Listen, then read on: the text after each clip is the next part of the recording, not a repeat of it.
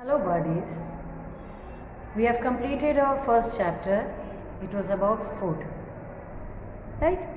And we have gone through the exercises also.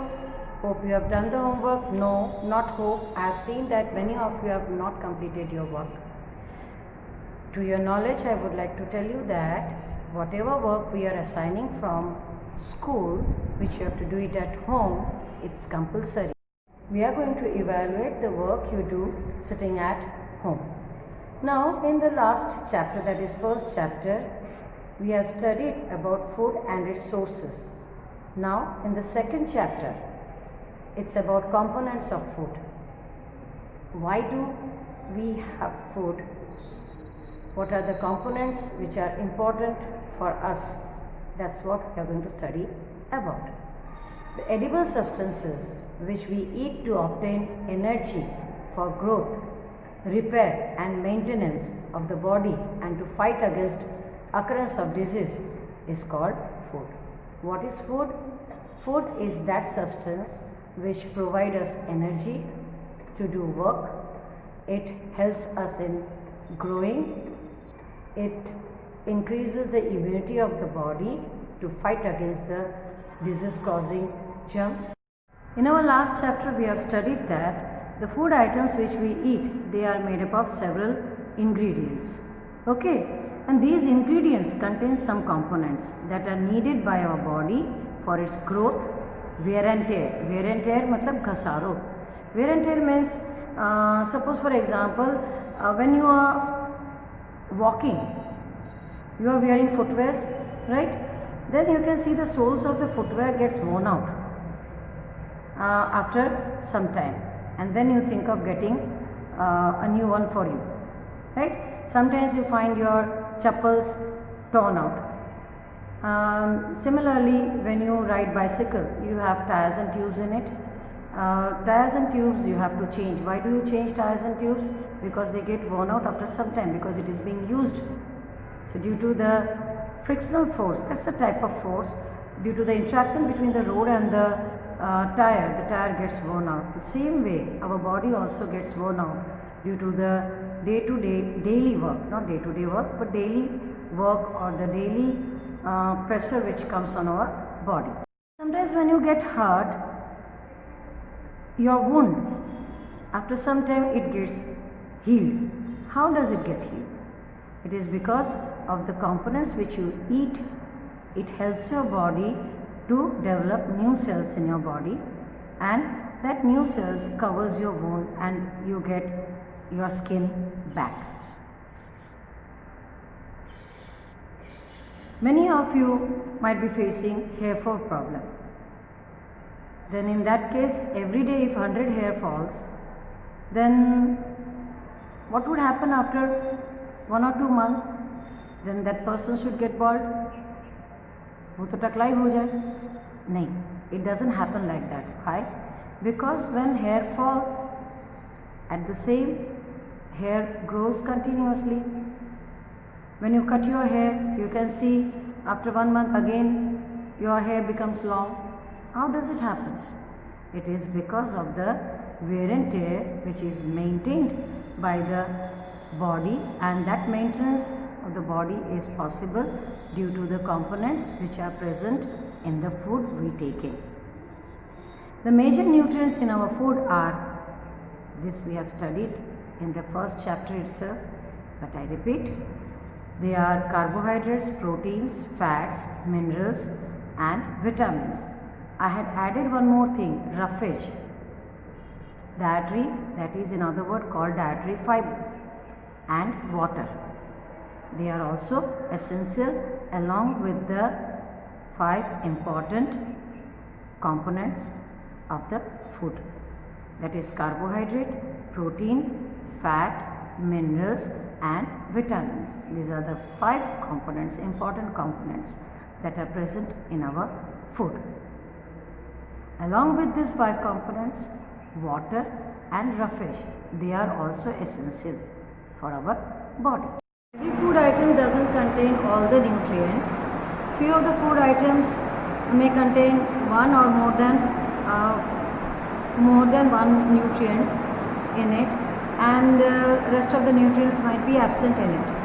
And some other food items may be containing the other nutrients, not the first two. For example, if I take rice, rice contains vitamin, it contains carbohydrates, but it doesn't contain fat or roughage. This I can explain you better, or you can understand it in a better way if I show you the pictures of food items containing which type of nutrients. Here you can see the food items which provide you carbohydrates. Sweet potato, sakkakandi potato, then sugarcane, papaya, melon, mango, maize, bajra, rice, wheat. All these food provide you carbohydrates, and these are called sources of nutrient. Which nutrient? Carbohydrate. Okay? As I told you, carbohydrates, proteins, vitamins, minerals, fats, they are considered as nutrients. Now we move on to the next example. Here you can see what all provides you fats. You can see number of oil, mustard oil, सरसों का तेल, sunflower oil, सूरजमुखी का तेल, coconut oil, soybean oil. Then next you see fish, egg, milk, butter, ghee. These are the food items or ingredients which provide you fats. Plant sources are also there, and animal sources are there which provide you fat. Now you can see sources of protein. These are plant sources of protein. Gram, moong, tuar, bean, soybean, peas. These are the products obtained from plant source. Now we see the next picture shows you the animal sources of protein. Meat, fish, egg, paneer, milk. See, I know you children won't be liking when we talk about animal products, but to your knowledge I would like to tell you, plant sources provide you nutrients, but it takes time to synthesize in your body. But if you take animal sources, they instantly increase the nutrients in your body. Next, here you can see the pictures of vitamin sources. Some sources of vitamin A given to you: papaya, carrot, mango. Then sources of vitamin B: liver, that's animal product. Then wheat, rice. Sources of vitamin C: all the citrus fruit, tomato, guava, green chili, lemon, amla. You might be surprised, green chili? Yes, green chili is a heavy source of vitamin C. It contains vitamin C in large amount. If you want to make curd out of milk, then if you put 2 chilies in a bowl of warm milk, next day, not morning, after 12 hours, you can find that the milk got converted to curd. Yes, I am not joking. It is true. Next we move to sources of vitamin D, which makes your bones strong. Milk, butter, liver, egg, fish. So you can see vitamin D sources are almost animal products. So you need to start with few of this. If you cannot eat non-veg, then at least you should have 2 glasses of milk a day. You should also have butter. This would increase vitamin D. And the most important thing which you get vitamin D from is the early morning sunlight. Our body needs mineral in less quantity, but then also they do play an important role in our body maintenance. Some of the sources of iodine. Iodine we get from ginger, then iodized salt, and fish you can see they are lying there, and something else is also lying over there. It's called crab. It is not named, but it's a seafood crab. Then we move on to the sources of phosphorus. Again milk, banana, rice, wheat, chilies, green chilies. Some sources of iron, you can see spinaches, papaya, then liver, etc. And move on to the next sources of calcium, milk and egg. They provide you calcium. So you saw the examples of various food items as a source of different nutrients. Now let's see what are the importance of these components. First, we'll talk about protein. Proteins are needed for the growth and maintenance of the body. And protein requirement for the kids in comparison to the adult is more. You children need to take more protein than your parents. So proteins are needed for the growth and maintenance of the body. Then comes vitamins. Vitamins help in protecting our body against disease. Why are we told to take fruits more? Because it contains vitamin. And vitamins, what they do? They make your body strong to fight against the disease germs.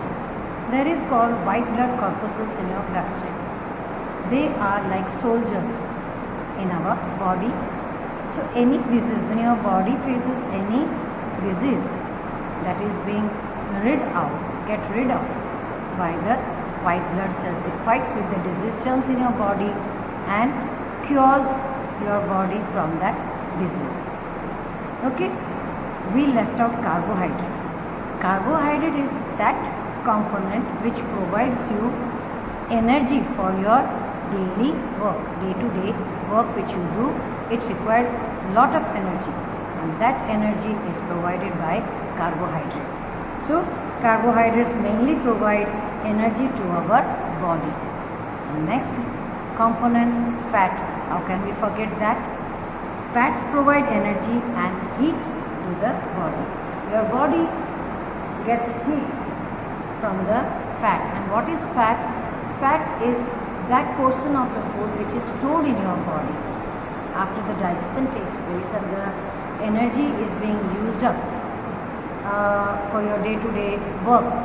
Then some of the food item is stored, food nutrient is stored in your body, that is fat. And fat provides energy and heat to the body. And the energy which we get from fat is far more than the energy you get from carbohydrate. Move on to minerals. Our bones, teeth, blood, etc. contains different minerals, and minerals are necessary for the growth and maintenance of the body. Minerals, though they are required in less quantity, but then also it's important for our body. Dietary fibers, as I said, roughage. This is important to remove the waste matter from our body. Water helps our body to absorb nutrients from the food. After the digestion takes place, the nutrients are released, and from the small intestine, these nutrients are to be absorbed and circulated through bloodstream to the different cell of your body. And that is possible if water content in our body is in proper proportion. As I said, all food doesn't contain all the nutrients, but it is necessary that our food should contain all these components in proper proportion. So when we talk about all the components present in food in proper proportion, then that food or that diet is called balanced diet. In a day, some way or the other, all these components should be present in proper proportion. That is, we should have balanced diet. When you saw the examples in the picture form, you might have found that one food item was present in almost all the components. Can you recollect which is that? Yes, it's milk. Everywhere you saw milk is one of the source of every component, and that is the reason milk is considered to be whole food or wholesome food. If you don't have anything in one day but you drink milk, that would provide you almost all the components